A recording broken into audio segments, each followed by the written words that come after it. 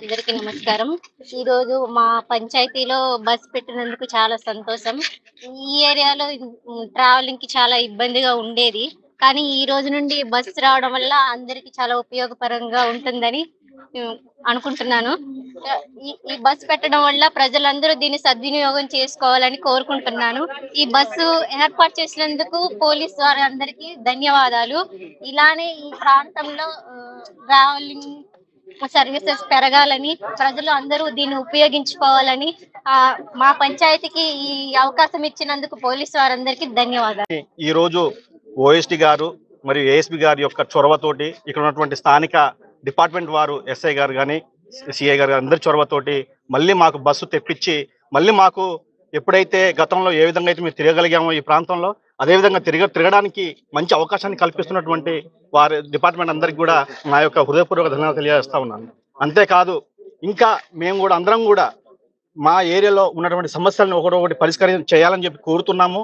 మేము కూడా మీకు సపోర్ట్గా ఉంటాము.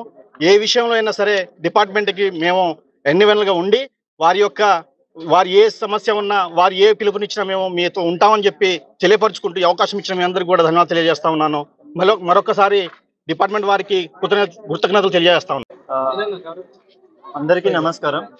మనకి అల్లూరి సీతారామరాజు జిల్లా చింతూరు సబ్ డివిజన్ సంబంధించి మన అల్లిగూడెము మల్లంపేట ఇది ఏదైతే మన ఛత్తీస్గఢ్ బార్డర్ ఉందో ఆ బార్డర్ దగ్గర నుంచి మన రిమోట్ విలేజెస్ అన్నిటి నుంచి మన చింతూరు గోగవరం వరకు కొత్తగా బస్ సర్వీస్ స్టార్ట్ చేయడం జరిగింది.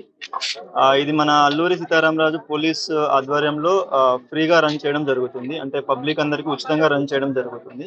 డైలీ మార్నింగ్ అండ్ సాయంత్రం 2 పూట్ల రన్ చేయడం జరుగుతుంది.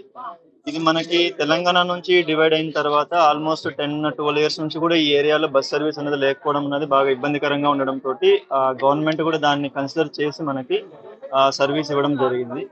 దీనివల్ల మనకి ఏంటంటే ఈ చుట్టుపక్కల ఆల్మోస్ట్ మనకి ఒక 35 విలేజెస్ వరకు ఉన్నాయి. బోత్ మనకి revenue villages and Guttikoya villages అన్నీ ఉన్నాయి. సో మన గిరిజన ప్రజలందరికీ ఇది చాలా ఉపయోగకరంగా ఉంటుంది అని అనుకుంటున్నాం. దయచేసి పబ్లిక్ కూడా దీన్ని మొత్తాన్ని బాగా యూటిలైజ్ చేసుకొని బాగా యూజ్ చేసుకొని ఈ ఆటోస్ వల్ల వీటిల్లో అయితే ప్రైవేట్ వాడుతున్నారో ప్రైవేట్ వెహికల్స్ని వాటిని తగ్గించేస్తే మన సేఫ్టీ కూడా బాగుంటుంది. మన రవాణా శాఖ నుంచి కావచ్చు, పోలీస్ శాఖ నుంచి కావచ్చు అండ్ కలెక్టర్ ఆఫీస్ నుంచి కావచ్చు మనం రిక్వెస్ట్ చేస్తున్నది ఒకటే, ఆ ప్రజల రక్షణ అనేది మన బాధ్యత. సో దయచేసి బస్సు సర్వీస్ అందరూ ఉపయోగించుకొని దాన్ని సక్సెస్ఫుల్ గా రన్ చేయాలని కోరుకుంటున్నాను. ముఖ్యంగా ఇది మావోయిస్ట్ ప్రభావిత ప్రాంతం ఈ గ్రామాల్లో మావోయిస్టులు గతంలో పట్టున్న ఏరియా. సో ఈ ఏరియాలో బస్సు పెట్టడం వల్ల ఎటువంటి ఉపయోగం ఉంటుంది నేను చెప్పాను. మావోయిస్టులు ఉన్నా లేకపోయినా ఏదైనా ఏంటంటే మనకి ఎలా ఉంటుందంటే పబ్లిక్ కి కంఫర్ట్ ఇవ్వడం అనేది, పబ్లిక్ ని వాళ్ళ ప్రాబ్లం ఏదైతే ఉందో అది అడ్రస్ చేయడం అనేది మనకి ఇంపార్టెంట్. సో 100% ఏంటంటే బస్ సర్వీస్ లేకపోవడం వల్ల ఇక్కడ కంటిన్యూస్ గా ఇబ్బంది పడుతూ ఉన్నారు కాబట్టి దాని పర్పస్ మీద మనము పబ్లిక్ కి కన్వీనియన్స్ ఉండాలి. ఇక్కడ నుంచి బయటికి చింతూరుకి కానీ లేదా భద్రాచలం కానీ వచ్చి వాళ్ళు ఏదన్నా వర్క్ చేసుకోవడం కానీ ఏదైనా కొనుక్కోవాలన్నా కానీ బాగా ఉండాలి కాబట్టి మనం ఇది స్టార్ట్ చేయడం జరిగింది.